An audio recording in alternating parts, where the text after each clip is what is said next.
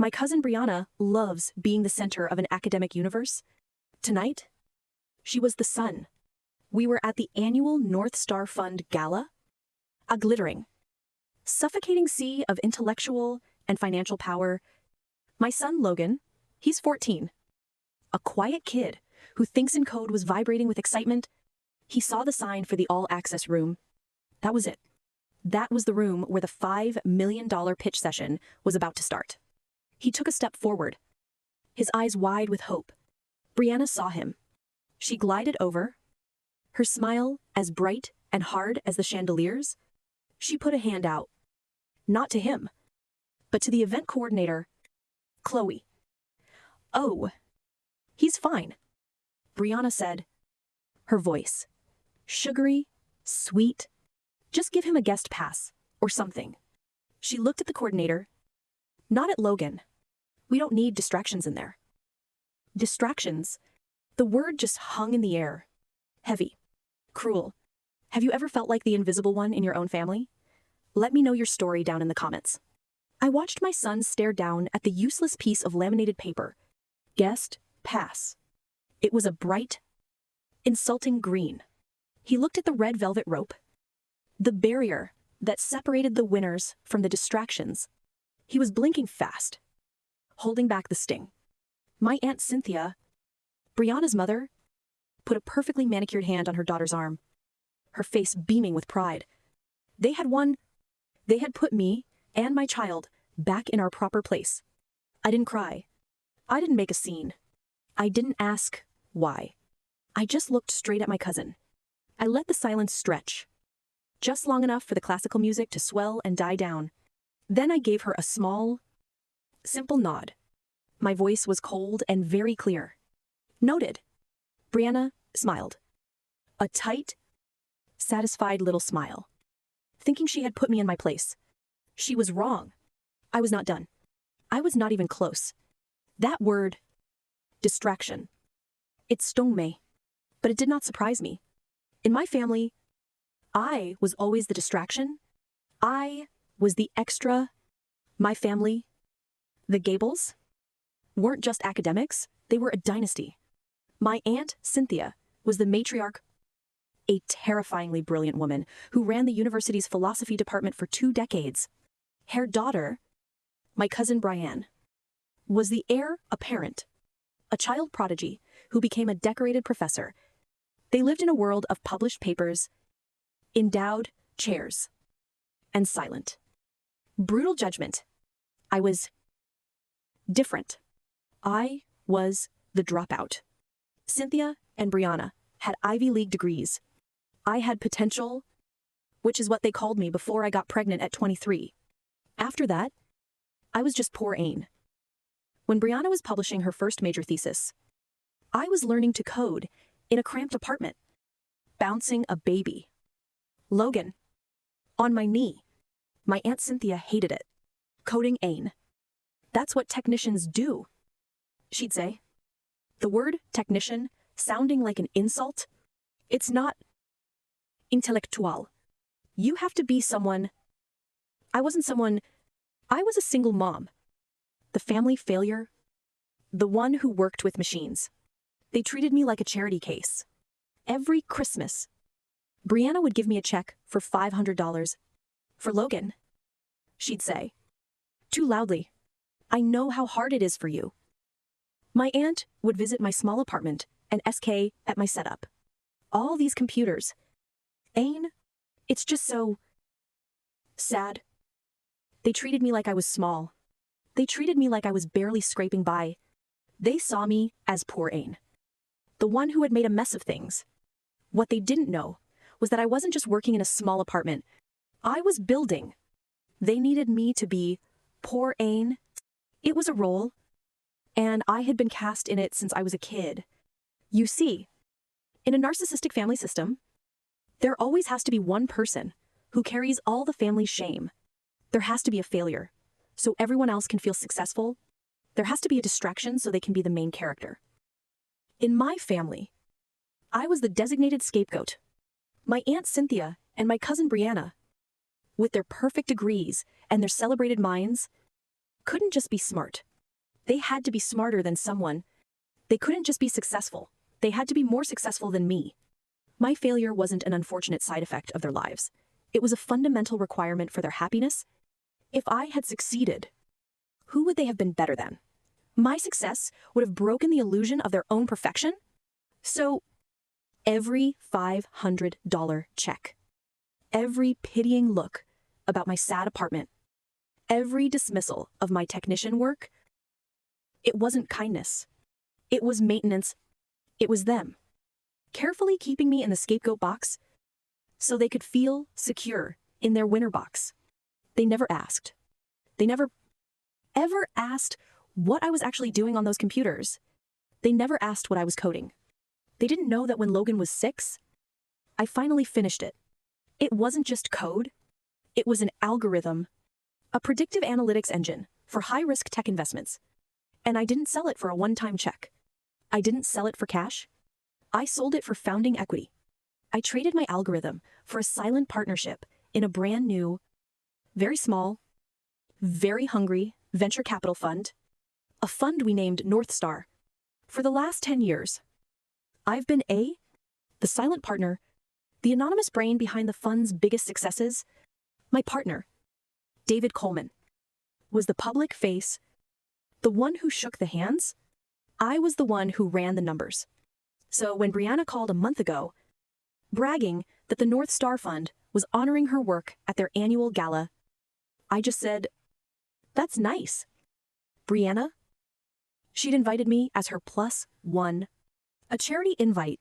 She wanted me to come, to bring Logan, so she could show me, once and for all, what real success looked like. She wanted me to see her shine. She wanted poor Aine to be in the audience, watching. So I let her make the reservation. I let her walk into my gala, on my stage, in my building, like she owned the place. And now, sitting at this table, listening to her call my son a distraction, I felt that old, familiar coldness. But this time, it was different. It wasn't the cold of shame. It was the cold of a lock clicking into place. The gala was painful. It was a perfect picture of my family's universe. My Aunt Cynthia and my cousin Brianna sat at the center table, table 1, laughing loudly with senators and tech billionaires. They were the main characters.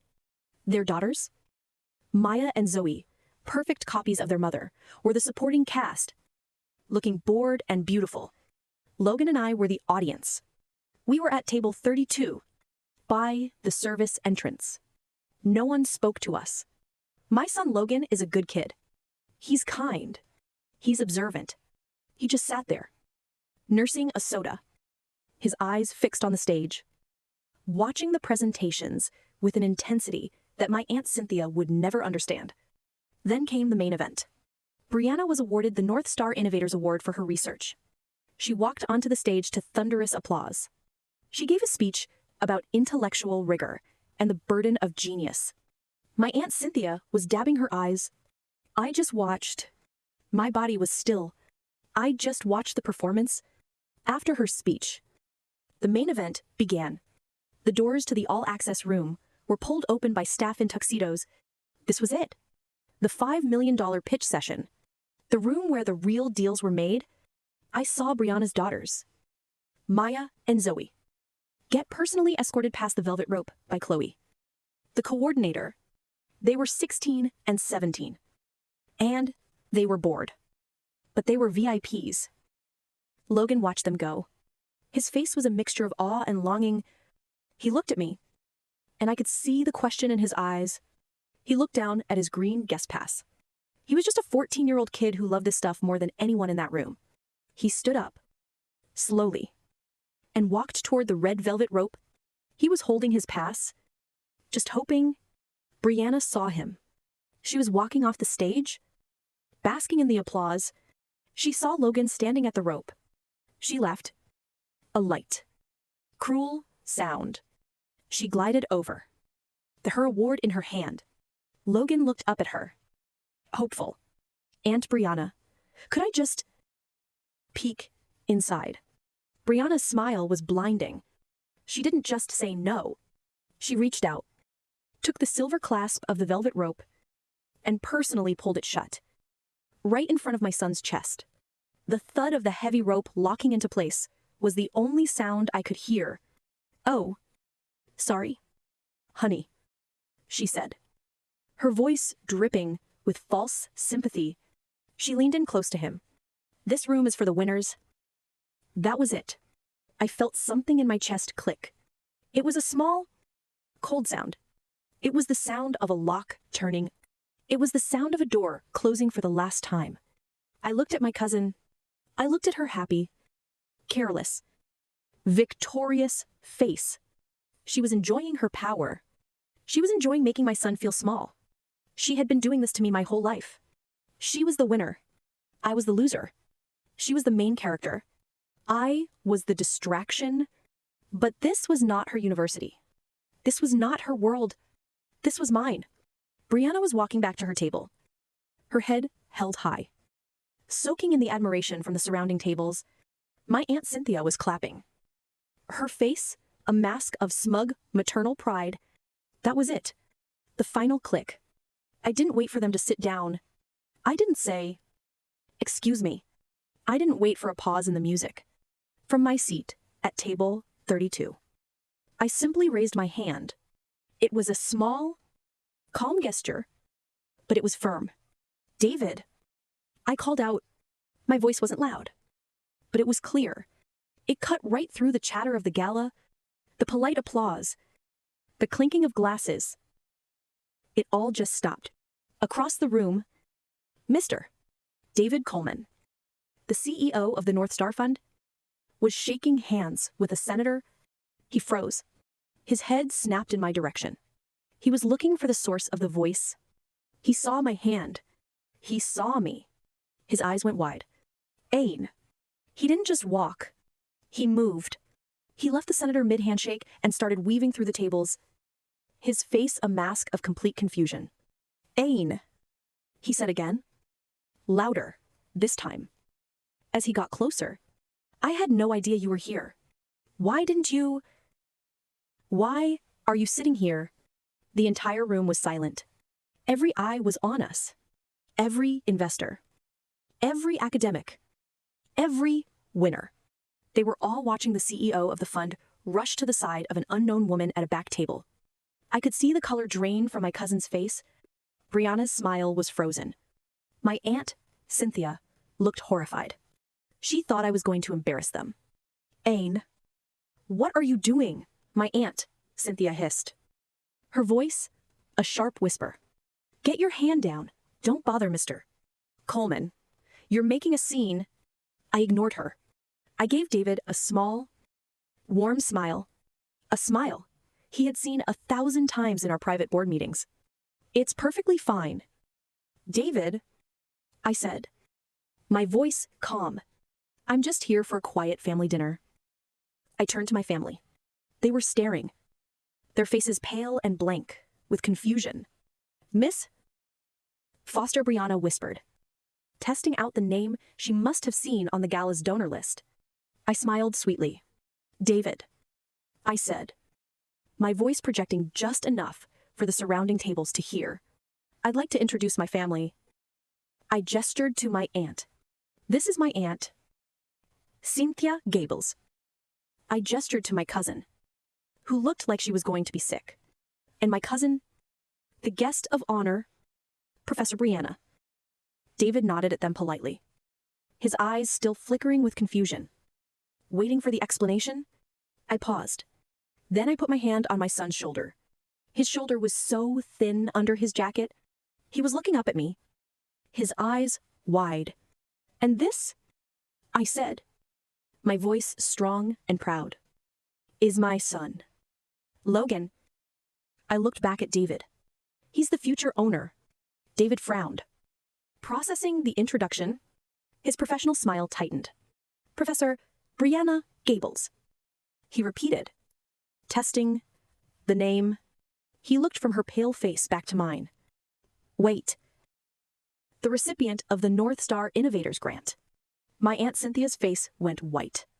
"Brianna just started." her mouth half open. That's the one, I said, my voice perfectly calm. The very same. I turned my full attention to my cousin. Her hand, the one holding her heavy glass award, was starting to shake. You never asked. Brianna, I said, keeping my voice low. But it was sharp. Like a knife. You never asked what I did. You were so busy looking down on me. You never thought to look at me. You just assumed I was still poor Ain. The family distraction. I leaned in just a little. Your entire research project, I said. The one that won you that beautiful award tonight. The one you built your entire reputation on. What? What about it? She stammered. It's 100% funded by the North Star Grant. And the North Star Grant, I smiled, is my personal fund, a little side project I use to support promising academics. The silence was total. It was a heavy, dead silence. Heavier than the velvet rope that had blocked my son. Brianna's face was a terrible, blotchy red. My Aunt Cynthia looked like she had seen a ghost. Congratulations, cousin, I said softly. You work for me. That was the secondary twist. Her career, genius, to her entire winner status, it was all a vanity project funded by the distraction. I watched her world crumble, and I finally understood the difference between us. Brianna needed this. She needed the stage, the lights, the applause, the title of professor. She needed everyone in this room to look at her and see a winner. Her status was loud, disparate, and fragile. It had to be constantly proven by an audience. I didn't need any of that. I just needed the ownership. That's the difference between loud status and quiet ownership. Loud status is a performance. It's a plea. Look at me. I'm important. Quiet ownership doesn't need to speak. It doesn't need an award. It just is. It's the hand that signs the checks. It's the foundation the stage is built on. Brianna needed everyone to think she was the main character. I was the one who owned the building. Brianna was sputtering. You're lying. You're a technician, a dropout. My Aunt Cynthia lunged forward. Her voice a sharp hiss. Ain, you are drunk. You've made a terrible, terrible scene. You're humiliating us. Am I? I asked. My voice genuinely curious. I didn't feel angry. I just felt done. I turned my back on them. I turned to the only other person in the room who mattered. David. I said. He was still standing there, a perfect professional, watching me, to celebrate my cousin's incredible achievement. I think Professor Brianna would like to publicly announce a $25,000 donation from her research fund to be paid back to North Star. A donation to honor all the winners here tonight. Right. Brianna, the kill shot, I knew for a fact that $25,000 was her entire operating budget for the next 2 quarters. Brianna's mouth opened and closed. She was trapped. If she said no, she'd be admitting, in front of the senator and every major investor, that she was a fraud, that her loud status was built on an empty bank account. If she said yes, she would be personally gutting her own career. She just stood there, vibrating with silent, self-destructing rage. I didn't wait for her answer. I had one last piece of business. I saw Chloe, the young coordinator, standing near the velvet rope, looking pale and horrified. I gestured for her to come over. She ran to my side. Yes. Yes. Ma'am. I smiled at her. Chloe, could you please escort my son, Logan, into the all accesses room? I put my hand on Logan's back. He is my personal guest, and please make sure he gets a seat in the front row. I didn't take Logan home. I didn't take him to the car. I took him up the private elevator, away from the noise, to my real office, the penthouse office, a quiet space of glass and dark wood, overlooking the entire city. We sat there, the city lights blurring below us. We ordered dessert, not the fancy gala desserts. We ordered chocolate lava cakes and 2 tall glasses of milk. We just sat for a minute in the warm, safe silence. He was the one who spoke first. "Mom," he said, looking at the skyline. "Why? Why did she call me a distraction?" He asked it so simply. He was a 14-year-old kid who just couldn't understand how an adult, his aunt, could be so cruel. He sighed. I reached across the table and put my hand on his pear. "Oh, honey," I said, "that has nothing to do with you, and it has everything to do with her. I don't get it. Some people, Logan," I said, "they need to feel big. And the only way they know how to feel big is by making other people feel small. They think the world is a movie, and they are the main character. That makes everyone else just an extra, a distraction. Tonight, your aunt and your great-aunt were trying to show me that they were winning, and I was losing. But you're not," he said, his eyes meeting mine. "You own this whole place? They were eating your food." I smiled. "I know. And they know that now, too. But you have to listen to me. I didn't do that tonight to humiliate them. I did it to protect you. I did it to show you, and to show them, that this cycle ends. It ends with us. You are not a distraction. Logan, you are not a background character. You are the main character of your story. You are the most important person in my story. Do you understand that?" He nodded, his eyes clear. "Yeah, I get it. Mom." There was a soft knock on the door. It was Chloe. She had her coat on. "I'm sorry to bother you, Ms. Ain," she said, her eyes respectful. I wanted to let you know, Professor Brianna. Well, she's downstairs arguing with the finance department about the $25,000 pledge." I took a sip of my milk. I felt a sudden, strange lightness. "Chloe," I said, "please call finance. Tell them to cancel that pledge. She doesn't have to pay." Chloe looked relieved. "Oh, thank you, ma'am." "And Chloe," I said, as she was about to close the door. "Yes, Ms. Ain. Notify the board. We're pulling 100% of the funding for Professor Brianna's project, effective immediately." I looked at my son. "The distraction owns this building." She nodded, a small, real smile on her face. "Good night, Ms. Ain." She closed the door. I was alone with my son again. He was looking at me, not just as his mom, but as a person. I looked out the window. The war was finally over. I felt a peace I hadn't felt in 38 years. I was full. My son was full, and no one could ever take that from us again.